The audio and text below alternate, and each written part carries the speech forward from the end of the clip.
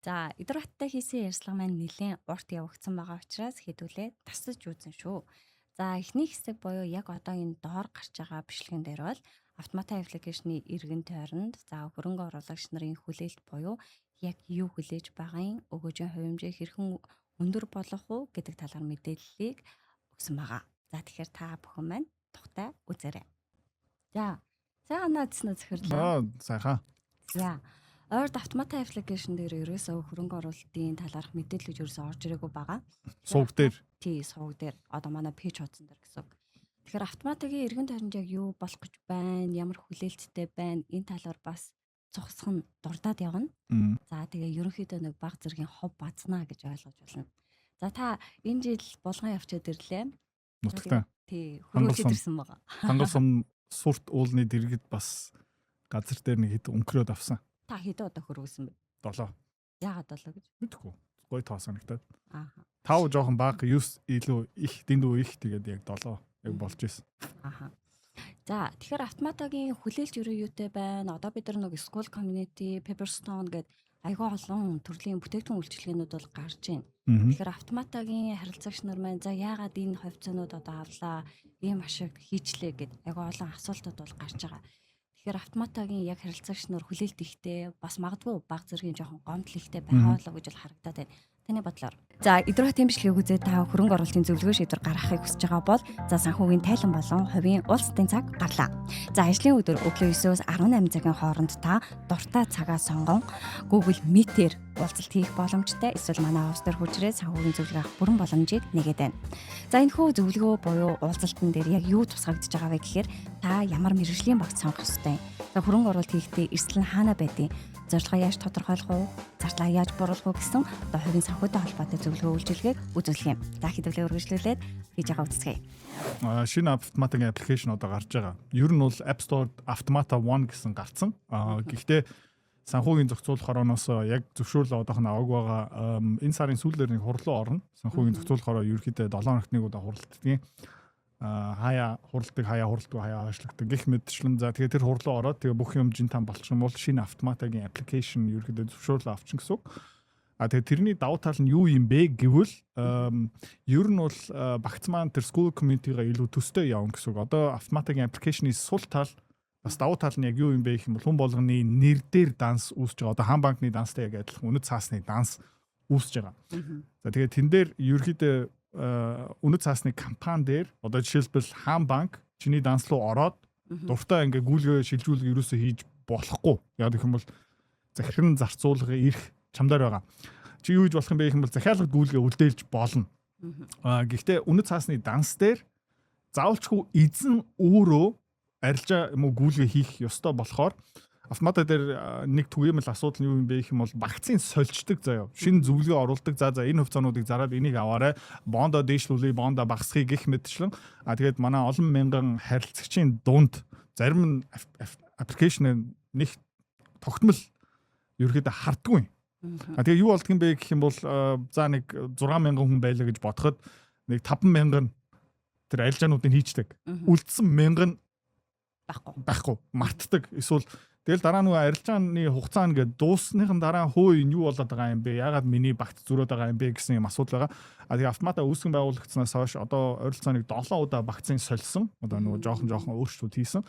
Тэгээ яаж байгаа юм бэ гэх юм бол маш олон тий төрцөн хүмүүс одоо үлдчихэж байгаа гэсэн үг. Тэд нэр ингээ хугацаанда тэр юунуудыг хийгээгүй, арилжаанууд хийгээгүй одоо аппликейшнээр notification явуулж байгаа, имэйл явуулж байгаа, YouTube дээр, Instagram дээр, Facebook page дээр notification явуулж байгаа хэрнээ үргэлж зарим хүмүүс тэр арилжаануудыг хийдэггүй. Тэгээд ер нь бол одоо манай автомата дээр маш олон хүмүүс хуучирцсан багцаар ингээ явж байгаа. За тэгээд багцыг олон дахин одоо 7 хоног болгоны арилжаа ингээ оруулах юм бол яваанда юу болох юм бэ гэх юм бол 7 хоногт нэг арилжаа гэдэг чинь жилийн ойролцоо нэг 50 орчим арилжаа явна гэсэн үг. Тэгээд эцсийн эцтэй баг тэгээ 2 жил явах юм бол нэг 200 300 өөр багцтай хүмүүс болоод ирнэ гэсэн үг. За тэгээд цаанаа бүртгэл тэгээд тэр 100 гаруй багц дээрээ үнслээд бас дахиад гүйлгээнүүдийг ингээ шивэх ёстой, бүртгэл шимтгэлийн тооцоолол гэх мэт. Тэгэл заваарсан болтгоо байхгүй. Тийм учраас ер нь бол автомата дээр урт хугацааны батны хөрөнгө оруулалтуудыг ингээ оруулдаг. Нэг хэлбэлцдэггүй тогтмол ерөөдөө трендээр ингээ өсөө явж байгаа тийм макрогаараа ингээ өсөө явдаг юмнуудыг оруулцдаг. Тийм учраас ер нь бол автоматикийн багцыг олон дахин солихгүй байх юм бол миний хувьд бол тэгээд хэрэглэгчийн хувьд бол бас амар.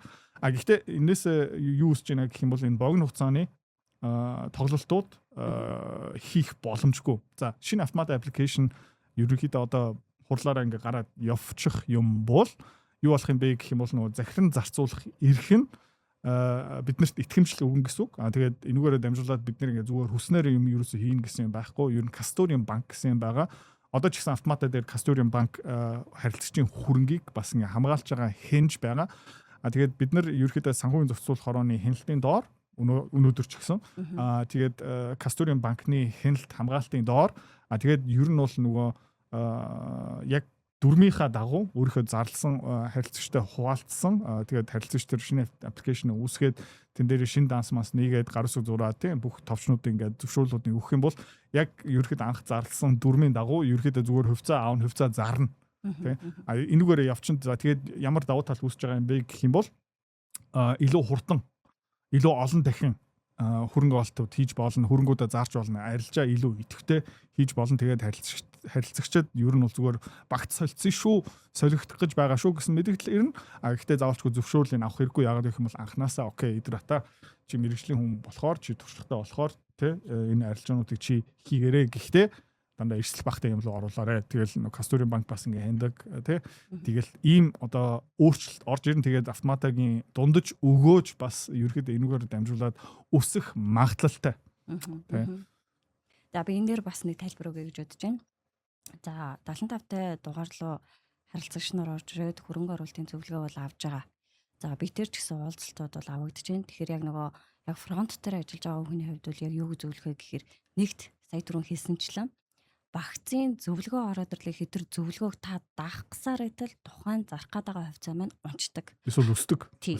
Тэгэхээр нөгөө хөрөнгөний зах зээл дээр боёо яг одоо бидний хийж байгаа гол зүйл маань гадаад хувьцаанаас ашиг хийж байгаа. Тэгсэн мэт хурдан хугацааны шийдвэр гаргалтууд явагдаж байгаа. Тэгэхээр энэ дээр нөгөө хугацаагаа амжихгүй байдаг, харахгүй байдаг энэс болоод ашиг алдагдал ундаг ч юм уу. За тэгээ багцын зөвлөгөө хэд дахин ойрхон давтамжтай ороод ирэхээр энэ харилцагч нарт маш их гомдлог дагуулж идэг. За би нэг 10 сая төгрөг хийчлээ. 10 сая маань яг юу болоод байгаа яг яасан бэ? За хөрөнгийнхөө хоолгой мэдээлэл авч гэдэг юм уу. Маш олон асуулт хариултууд бол ингээ орж ирдэг. За энэний талаар бол мэдээлэл өгдөг. Тэгэхээр энийг бол бид нэр сүүлийн баг 2 жилийн хугацаанд бол хийгдсэн байгаа автоматагийн дараагийн version 2 гарч ирэх гээд байна. Тэгэхээр энэ талаар бол мэдээлэлээ бас цохос дурдъя гэж бол бодож байна. Тэгээд ер нь үргэлж юуны араас явдаг юм бэ гэх юм бол энийг одоо нөгөө хөрөнгө оолтын юуны ертөнцийн convexity гэдэг нь заяа. Tail event гэдэг нь одоо маргааш нэг хөвцөө дээшээ доошоо өсч магадгүй заяа. Гэхдээ тэндээс өгөөч нэг сүртэй авахгүй. Яагаад гэх юм бол маргааш юм уу нөгөөдөр хөвцөө дээшээ доошлох нь зүгээр 50 байхгүй.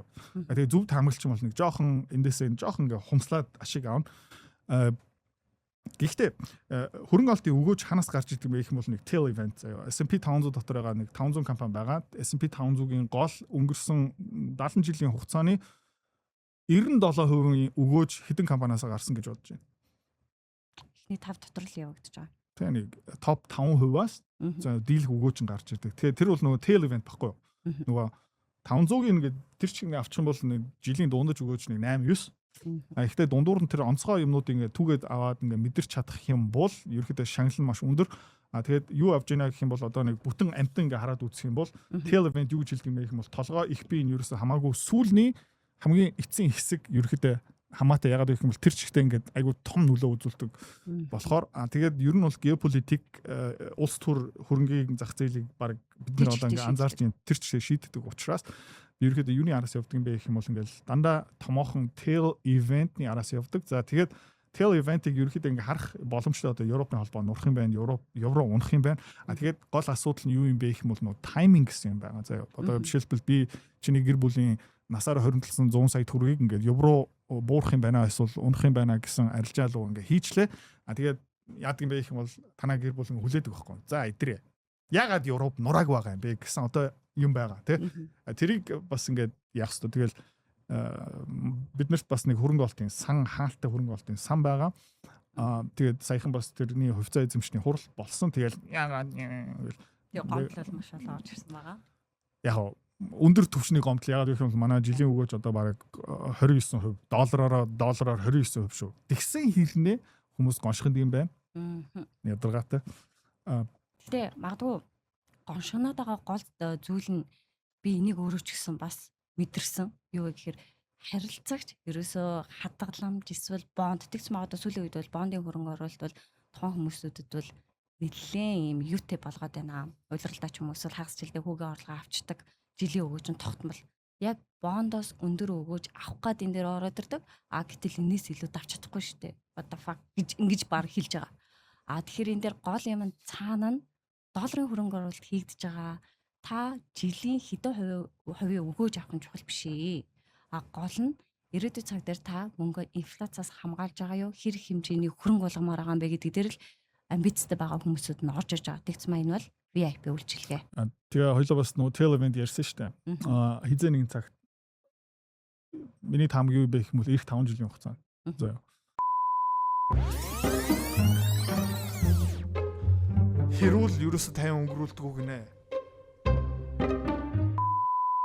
Тэгээд нэг жилийн хугацааны дараа мөнгө авъя. Эдийн засаг муудаад ирэх юм бол тэр хүмүүс мөнгө аавна. Тэгээ эргүүлэн төлөх мөнгөн урсгал байхгүй. Тэгээд миний таамаг юу юм бэ гэх юм бол